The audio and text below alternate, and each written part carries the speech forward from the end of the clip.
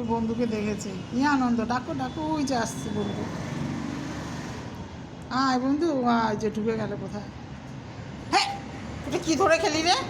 হ্যাঁ, তোর সঙ্গে সত্যি সত্যি পারবো না।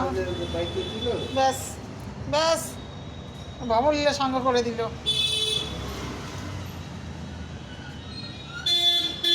ওই ঘরে আয়।